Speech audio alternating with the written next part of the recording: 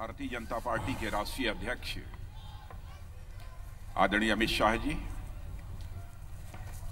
अकाली दल के राष्ट्रीय अध्यक्ष आदरणीय प्रकाश सिंह जी बादल, शिवसेना के राष्ट्रीय अध्यक्ष आदरणीय उद्धव जी ठाकरे, हमारे आरएलएसपी के राष्ट्रीय अध्यक्ष, एलजेपी के राष्ट्रीय अध्यक्ष आदरणीय रामविलास जी पासवान, हमारे भारतीय जनता पार्टी के पूर्व राष्ट्रीय अध्यक्ष आदरणीय नितिन भाई जी गडकरी, यहाँ के मुख्यमंत्री विजय रूपाणी जी और यहाँ मौजूद मेरे सभी सम्मानित बहनों एवं भाइयों, न तो मैं गुजरात का मतदाता हूँ और आज यहाँ पर हमारे अमित भाई अपना नामांकन दाखिल करने जा रहे हैं, न तो उसका मैं प्रस्तावक हूँ और न तो समर्थक हूं। फिर भी मैंने फैसला किया कि यदि अमित भाई शाह यदि अपना नामांकन दाखिल करने जा रहे हैं तो उस अवसर पर मैं निश्चित रूप से मौजूद रहूंगा और इसीलिए आज मैं यहां पर मौजूद हूं। और इस अवसर पर मौजूद रहने का फैसला मैंने इसलिए किया कि मुझे याद है, आप सबको भी याद होगा कि 2014 में जब लोकसभा का चुनाव हुआ था, उस समय पार्टी का राष्ट्रीय अध्यक्ष मैं था और हम लोग नरेंद्र भाई मोदी के नेतृत्व में इस देश में चुनाव लड़े थे और आजाद भारत के इतिहास में पहली बार किसी गैर कांग्रेस राजनीतिक पार्टी को भारत की संसद में स्पष्ट बहुमत हासिल हुआ था और भारतीय जनता पार्टी को भी स्पष्ट बहुमत हासिल होने के बावजूद हम लोगों ने सारे अपने सहयोगी दलों के साथ मिलजुल कर यह सरकार बनाई। इसलिए आज के अवसर पर मैं वही शुभकामनाएं देने के लिए यहां पर अमित भाई शाह के लिए आया हूं कि यह संसदीय निर्वाचन क्षेत्र, यहां से हमारे आदरणीय लाल कृष्ण आडवाणी चुनाव लड़ते रहे, लंबे समय तक उन्होंने अपना पार्टी का मार्गदर्शन किया है, एक कद्दावर नेता हैं, उनका उत्तराधिकार संभालने यदि कोई जा रहा है तो हमारे अमित भाई शाह उनका उत्तराधिकार संभालने जा रहे हैं। और मैं पूरी तरह से आश्वस्त हूं कि हमारी इस गुजरात की जनता, इस संसदीय निर्वाचन क्षेत्र की जनता हमारे अमित भाई शाह को अपना भरपूर आशीर्वाद देगी ताकि वह रिकॉर्ड मतों से जीत कर वह भारत की संसद में पहुंचे। बहनों भाइयों, 5 वर्षों तक हम लोगों की सरकार चली है। मैं विस्तार में जाकर उसकी चर्चा नहीं करना चाहता कि हमारी सरकार ने क्या क्या काम किया है, लेकिन इस सच्चाई को कोई नकार नहीं सकता है कि आजाद भारत के इतिहास में किसी प्रधानमंत्री ने यानी करिश्माई काम करने का काम किया है तो प्रधानमंत्री का नाम है नरेंद्र भाई मोदी।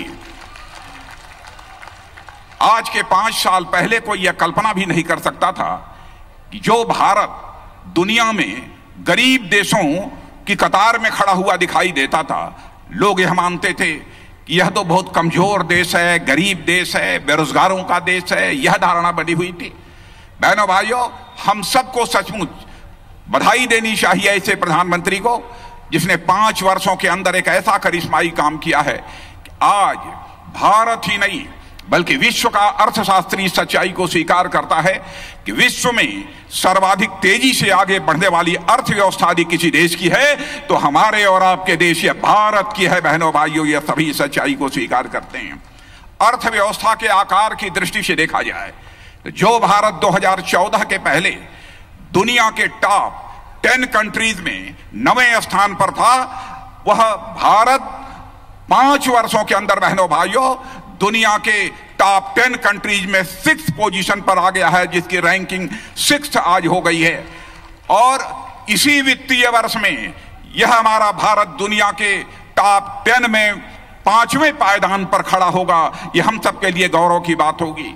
और आज मैं विश्वास के साथ कहना चाहता हूं वह दिन दूर नहीं है बहनों भाइयों कि 2028 आते आते यही हमारा भारत रूस, चाइना, अमेरिका जो है दुनिया के ताकतवर देश माने जाते हैं, इनमें से एक देश को पीछे छोड़कर भारत दुनिया के टॉप 3 कंट्रीज में आकर खड़ा हो जाएगा।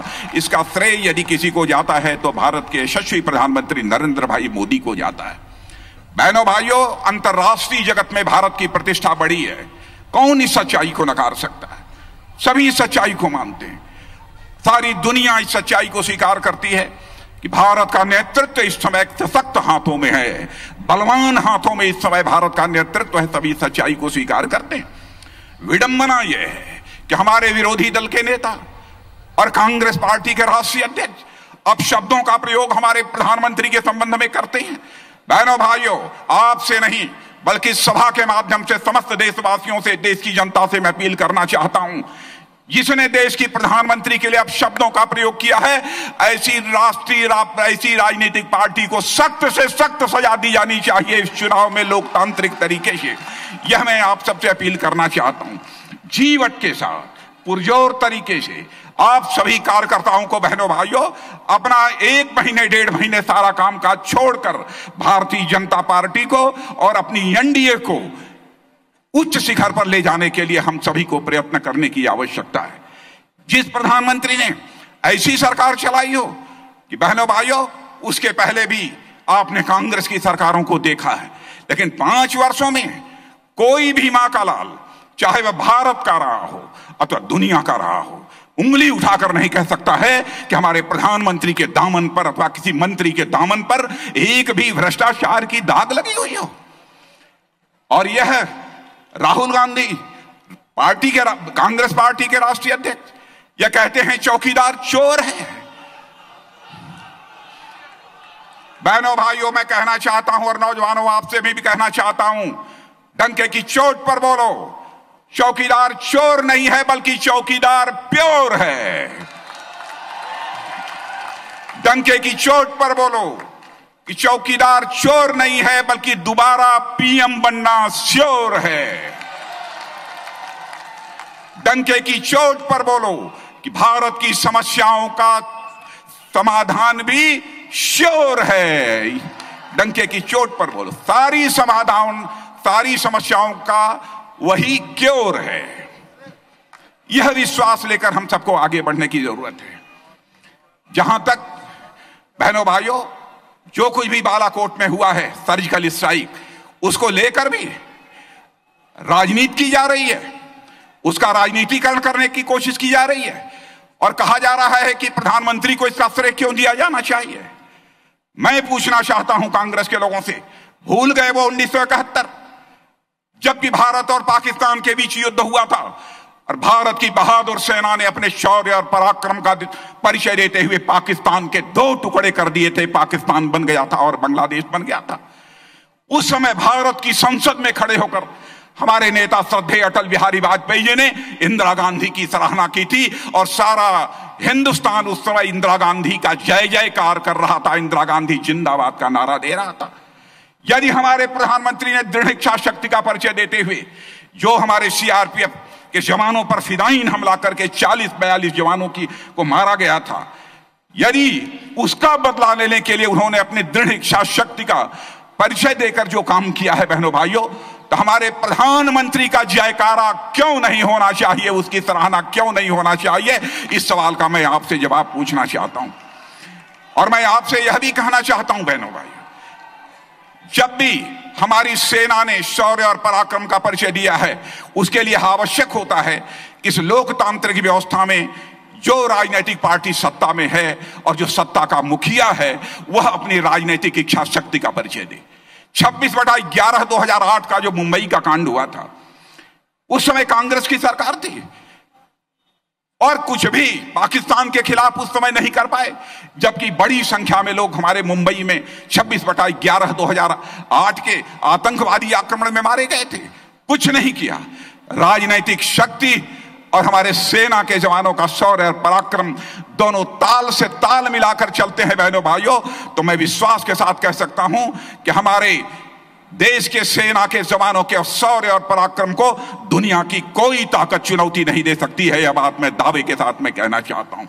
और यहां से लेकर वहां तक जितने भी आप सब खड़े हैं और यहां भी खड़े हैं, मैं सबसे अपील करना चाहता हूं कि हमारे सेना के जवानों ने अपने शौर्य और पराक्रम के आधार पर भारत का मस्तक सारी दुनिया में ऊंचा किया है। इसलिए आप लोगों के द्वारा भी एक बार हाथ उठाकर बहनों भाइयों अपने सेना के जवानों के शौर्य पराक्रम का अभिनंदन किया जाना चाहिए। आप सबसे भी कहना चाहता हूं, एक भी हाथ नीचे नहीं होना चाहिए, तालियां बजाकर उनका अभिनंदन किया जाना चाहिए। मित्रों, यह मैं आप सबसे अपील करना चाहता हूं। और आज के अवसर पर इससे ज्यादा कुछ न कहते हुए मैं अंतिम अपील आप लोगों से यही करूंगा कि आदरणीय अमित भाई साहब ने करिश्माई काम इन्होंने भी संगठन में किया है। मैं जानता हूं 5.5 वर्षों तक मैंने भी संगठन चलाया है, लेकिन जो काम मैं नहीं कर पाया, सचमुच वह अमित भाई शाह ने अपने 4.5 वर्षों के कार्यकाल में करके दिखाया है। पहली बार आज हम सभी कार्यकर्ता अपना सीना ठोक कर कह सकते हैं, मेरे बहनों भाइयों, भारत की ही नहीं बल्कि विश्व की सबसे बड़ी राजनीतिक पार्टी यदि कोई बन गई है तो हमारी और आपकी पार्टी है, भारतीय जनता पार्टी बन गई है बहनों भाई। और भारतीय जनता पार्टी अपने सहयोगियों को साथ लेकर चलती है बहनों भाइयों। हमारे लिए अलायंस, हमारे लिए गठबंधन यह कंपल्सन नहीं है, बल्कि गठबंधन हमारा कमिटमेंट है, हमारी प्रतिबद्धता है। हम अपने सारे सहयोगियों के साथ कंधे से कंधा मिलाकर आगे बढ़ेंगे बहनों भाइयों। इसलिए आप सबसे मैं निवेदन करना चाहता हूं, पूरी ताकत लगाइए और हमारे अमित भाई शाह जो यहां से संसदीय निर्वाचन क्षेत्र के प्रत्याशी हुए हैं, उन्हें भारी मतों से जिताकर भारत की संसद में भेजिए। इन्हीं शब्दों के साथ अमित भाई शाह को अपनी तरफ से हार्दिक शुभकामनाएं देते हुए अपना निवेदन समाप्त करूं। चलिए, तो नामांकन से पहले अमित शाह भारी संख्या में का शक्ति प्रदर्शन है। अहमदाबाद में अमित शाह एक सभा है और अभी आप केंद्रीय गृह मंत्री राजनाथ सिंह को सुन रहे थे, जिन्होंने विपक्ष पर जमकर हमला बोला। नितिन भाई पटेल और प्रदेश अध्यक्ष श्री जीतू भाई वाघाणी जी, अमित भाई आपको बता दें कि गांधीनगर से अमित शाह नामांकन पर्चा दाखिल करेंगे। विश्व की सबसे बड़ी राजनीतिक पार्टी के अध्यक्ष, पूरे देश में हर एक जिले में, हर एक तहसील में तो नामांकन से पहले एक सभा का आयोजन यहां पर किया गया है पार्टी को एक अलग प्रकार का समर्थन दिलवाया है और शक्ति प्रदर्शन के रूप में भी इसे देखा जा रहा है। गांधीनगर से अमित शाह अपना पर्चा दाखिल करेंगे। लोकसभा के बूथ के इसके साथ ही रोड शो कर शक्ति प्रदर्शन भी किया जाएगा। बनने वाले हैं, तो मैं अनुरोध करता हूं आदरणीय श्री अमित भाई शाह जी को कि वो धन्यवाद प्रकट करें। आदरणीय राष्ट्रीय अध्यक्ष श्री अमित भाई शाह जी।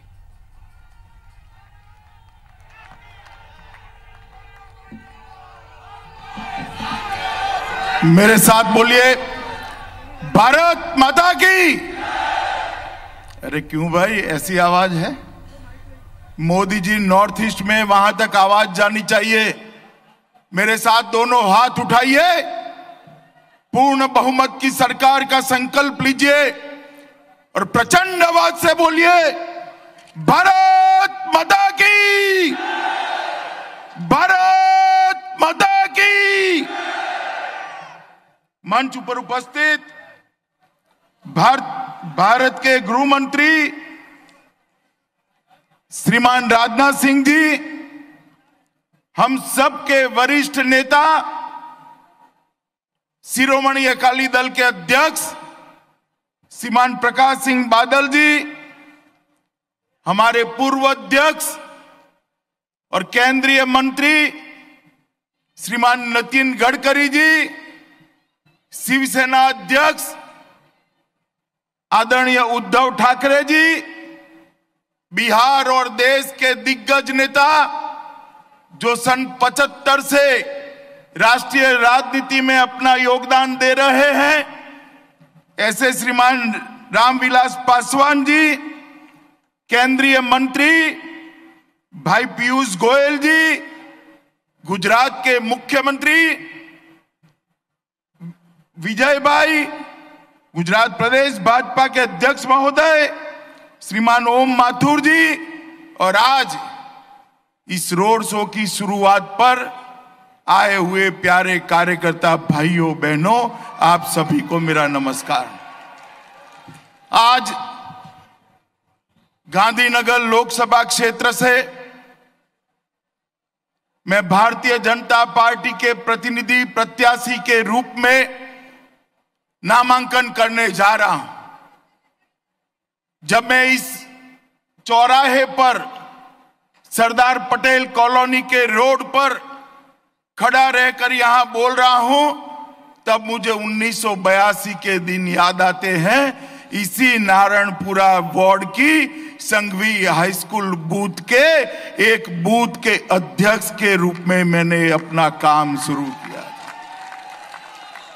बूथ पर पोस्टर चिपकाते चिपकाते, वॉल पेंटिंग करते करते, पर्चा बांटते बांटते आज विश्व की सबसे बड़ी पार्टी के राष्ट्रीय अध्यक्ष के रूप में भारतीय जनता पार्टी ने मुझे पहुंचाया है। मित्रों, यहां मेरे साथी जो है, मेरे नेता सारे हैं, वरिष्ठ हैं, उन्होंने मेरी प्रशंसा में कुछ न कुछ कहा है। मैं सबको निवेदन करना चाहता हूं कि मेरे जीवन में से अगर भारतीय जनता पार्टी को निकाल दो तो केवल और केवल शून्य बाकी बचता है और कुछ नहीं बचता है। जो कुछ भी मैंने प्राप्त किया, जो कुछ भी सीखा और जो कुछ भी देने का प्रयास किया पार्टी को, देश को, ये सभी भारतीय जनता पार्टी की देन है। और इस गांधीनगर क्षेत्र से, जहां श्रीमान लाल कृष्ण आडवाणी जी लंबे समय तक सांसद रहे, अटल जी भी इसी क्षेत्र से सांसद रहे, पुरुषोत्तम गणेश मावलंकर जी जिस क्षेत्र से सांसद रहे, उस क्षेत्र से मेरा सौभाग्य ही है कि आज मुझे इसी क्षेत्र से भारतीय जनता पार्टी प्रत्याशी बनाने जा रही। मित्रों, यही क्षेत्र से मैं 5 बार विधायक रहा। यही क्षेत्र में 25 साल तक चुनावी राजनीति सफलतापूर्वक आप सबके आशीर्वाद से की। आज मैं राज्यसभा का सदस्य हूं, मगर मैं राज्यसभा के लिए सदस्य तब बना जब लोकसभा के चुनाव नहीं, और मैं जनता के बीच में रहने वाला आदमी हूं। पार्टी ने मुझे लोकसभा लड़ने की अनुमति दी, इसके लिए शीर्षस्थ नेतृत्व के प्रति मेरी कृतज्ञता व्यक्त करता हूं। मित्रों, मैं लंबी बात करना नहीं चाहता। ये चुनाव जो है एक ही मुद्दे पर लड़ा जाने वाला है कि इस देश का नेतृत्व कौन करेगा।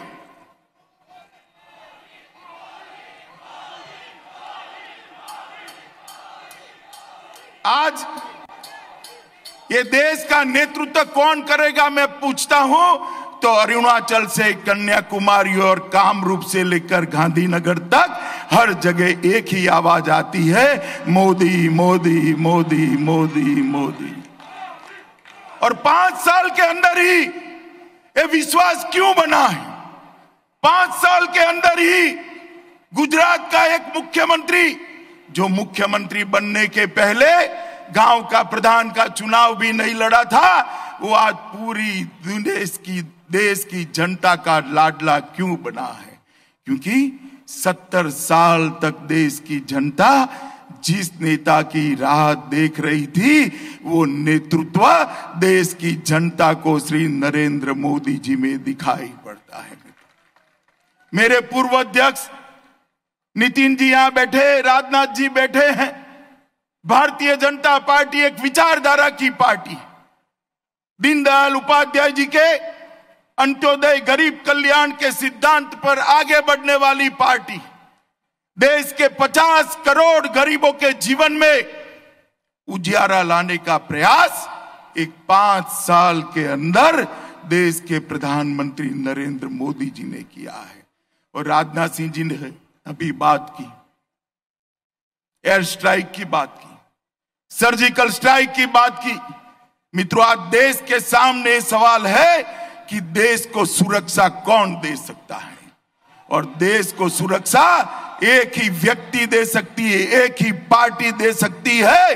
देश के प्रधानमंत्री नरेंद्र मोदी जी दे सकते हैं और भारतीय जनता पार्टी और एनडीए की सरकार देश को सुरक्षा दे सकती है। मित्रों, मैं लंबी बात करना नहीं चाहता। अभी एक लंबा रोड शो है, रास्ते में भी जनता खड़ी है, काफी देर हुई, चिलचिलाती धूप है। मैं आप सभी को आज अपील करने आया हूं कि मोदी जी देश के प्रधानमंत्री दोबारा बनने जा रहे हैं, निश्चित। मोदी जी देश के प्रधानमंत्री बनने वाले ही है, मगर मैं गुजरात की जनता को अपील करना चाहता हूं कि गुजरात की 26 सीटें नरेंद्र मोदी जी की झोली में डाल दीजिए और गुजरात अपने ये बेटे को शान के साथ प्रधानमंत्री बनाए, इस दिशा में आगे बढ़े। मित्रों, आज गांधीनगर की क्षेत्र की जनता को भी मैं आश्वस्त करना चाहता हूं कि मोदी जी के नेतृत्व में केंद्र में भाजपा की सरकार बनने वाली है। यहां विजय भाई के नेतृत्व में, नितिन भाई के नेतृत्व में भाजपा की सरकार चल रही है। गांधीनगर क्षेत्र का विकास हम सभी भारतीय जनता पार्टी के कार्यकर्ताओं के लिए कमिटमेंट है। और आज गांधीनगर क्षेत्र पूरे देश में सबसे विकसित क्षेत्रों में से एक क्षेत्र है। अडवाणी जी की विरासत को मैं बड़ी विनम्रता के साथ, तहे दिल से, बड़े परिश्रम के साथ आगे बढ़ाने का प्रयास करूंगा। आज के दिन देश भर के सभी नेता यहां आकर मुझे आशीर्वाद देने के लिए आए हैं, पार्टी की ओर से और मेरी व्यक्तिगत रूप से भी मैं सभी का धन्यवाद करता हूं और गांधीनगर के मतदाताओं का भी हृदय से धन्यवाद कर आपके आशीर्वाद के साथ यहां से मैं नामांकन भरने के लिए जा रहा हूं। आप सभी मेरे साथ एक बार जोर से बोलिए, फिर एक बार। भाई ऐसे नहीं, जरा जोर से बोलिए, फिर एक बार, फिर एक बार, फिर एक बार। भारत माता की।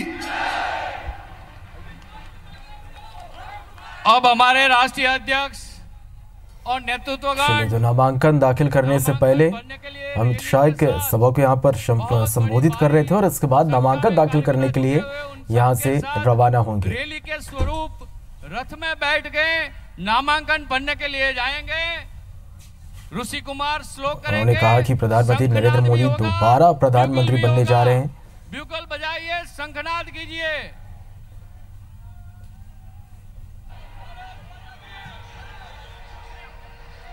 सभी हमारे नेतृत्वगण आदरणीय राजनाथ सिंह जी, आदरणीय श्री प्रकाश सिंह बादल जी, आदरणीय श्री रामविलास पासवान जी, आदरणीय श्री उद्धव ठाकरे जी, आदरणीय श्री नितिन गडकरी जी, आदरणीय मुख्यमंत्री श्री रूपाणी जी, नायब मुख्यमंत्री श्री नितिन भाई। चलिए, तो अमित शाह ने यह कहा कि मेरे पास जो भी है बीजेपी की देन है। चुनाव में एक ही मुद्दा, देश का नेतृत्व कौन करेगा। पूरे देश में एक ही आवाज आ रही है, वो है मोदी मोदी के। नरेंद्र मोदी दोबारा प्रधानमंत्री बनने जा रहे हैं, अमित शाह का यह कहना है। देश को सुरक्षा सिर्फ मोदी ही दे सकते हैं। मेरे पास जो भी है बीजेपी की देन है।